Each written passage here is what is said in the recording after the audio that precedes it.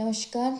आप सबका स्वागत है मेरे इस चैनल साहित्य दर्पण में, जिसमें हम बातें करेंगे साहित्यकारों की, कवियों और लेखकों की और उनकी रचनाओं की। कहते हैं साहित्य समाज का दर्पण होता है। कई लेखक, या यूँ कह लीजिए लगभग सभी लेखकों और कवियों ने अपनी रचनाओं में समाज में होने वाली बातों को, या जो बातें या जो घटनाएं उनके दिल के काफ़ी करीब रहीं, उन बातों को उन्होंने अपनी रचनाओं में बखूबी पिरोया। लेख के रूप में, कहानियों के रूप में, कविताओं के रूप में।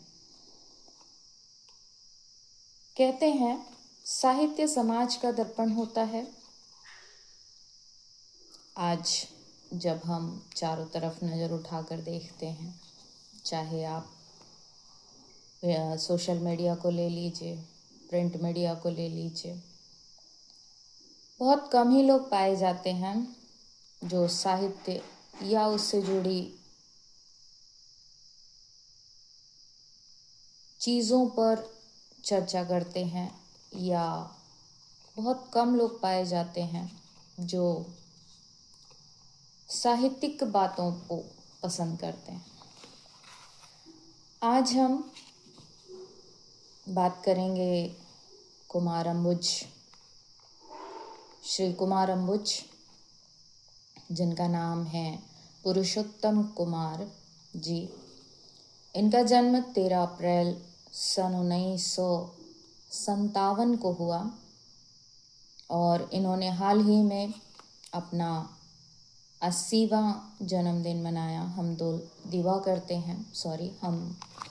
करते हैं उनकी लंबी उम्र की, और चाहते हैं कि ऐसे साहित्यकार जो अपनी रचनाओं में सामाजिक बातों और गतिविधियों को बहुत ही दिल से उतारते हैं, उनकी रचना, या यूँ कह लीजिए उनका पहला कविता संग्रह जो सन 1992 में प्रकाशित हुआ, उनकी पहली कविता संग्रह है किवाड़, और उसमें से ये कविता ली गई है जो मुझे काफ़ी पसंद आई। अभी हाल ही में मैंने इस कविता को सुना, पढ़ा, और मुझे ऐसा लगा कि इस कविता को ज़रूर से आप लोगों के सामने लाना चाहिए। कई लोग हैं जो इस कविता को डिजिटल या सोशल मीडिया पर लेकर आए हैं, मुझे भी लगा, और मैंने ये कविता आप लोगों के लिए पढ़ी है। और मेरा आप लोगों से निवेदन है कि आप इस कविता को पूरा सुनिए, उसके मर्म को समझिए, और पसंद आए तो लाइक और शेयर ज़रूर से करिएगा। इस कविता में स्त्रियों के बचपन से लेकर उनके उस पल तक का वर्णन किया गया है जिसमें वो बुजुर्ग अवस्था में पहुंच जाती हैं। और इस कविता का शीर्षक है खाना बनाती स्त्रियां। ये हम में से हर एक के दिल को छूने वाली कविता है। मैं आप लोगों से निवेदन करूंगी कि आप इसे ज़रूर से सुनिए। कविता का शीर्षक एक बार फिर से दोहराती हूँ, खाना बनाती स्त्रियां। जब वे बुलबुल थीं, उन्होंने खाना बनाया, फिर हिरणी होकर, फिर फूलों की डाली होकर, जब नन्ही धूप सी झूम रही थी हवाओं के साथ, जब सब तरफ फैली हुई थी कुनकुनी धूप, उन्होंने अपने सपने को गूंधा, हृदयाकाश के तारे तोड़ डाले, भीतर की कलियों का रस मिलाया, लेकिन आखिर में उन्हें सुनाई दी थाली फेंकने की आवाज़। आपने उन्हें सुंदर कहा, तो उन्होंने खाना बनाया। और डायन कहा तब भी उन्होंने बच्चे को गर्भ में रखकर खाना बनाया। फिर बच्चे को गोद में लेकर उन्होंने अपने सपनों के ठीक बीच में खाना बनाया। तुम्हारे सपनों में भी वे बनाती रही खाना। पहले तन्वगी थी तो खाना बनाया। यहाँ तन्वगी का मतलब होता है युवा। पहले तन्वगी थी तो खाना बनाया। फिर बेडौल होकर वे समुद्रों से नहाकर लौटीं तो खाना बनाया। सितारों को छूकर आई तब भी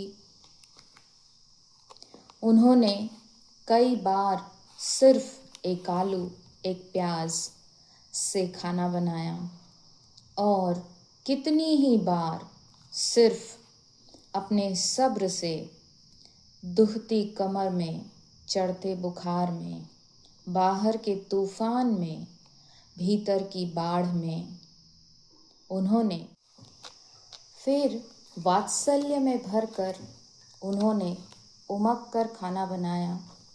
आपने उनसे आधी रात में खाना बनवाया। 20 आदमियों का खाना बनवाया।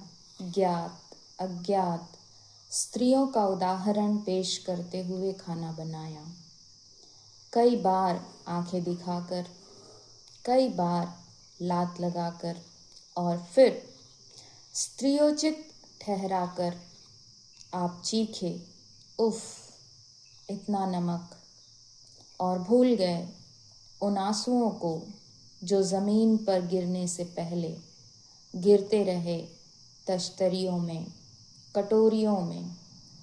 कभी उनका पूरा सप्ताह इस खुशी में गुजर गया कि पिछले बुधवार बिना चीखे चिल्लाए खा लिया गया था खाना, कि परसों 2 बार वाह वाह मिली उस अतिथि का शुक्रिया जिसने भरपेट खाना खाया और धन्यवाद दिया, और उसका भी जिसने अभिनय के साथ ही सही हाथ में कौर लेते ही तारीफ की।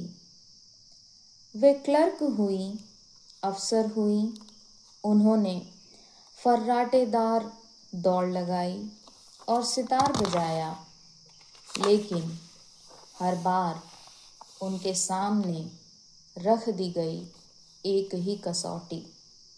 अब वे थकान की चट्टान पर पीस रही है चटनी, रात की चढ़ाई पर बेल रही है रोटियां।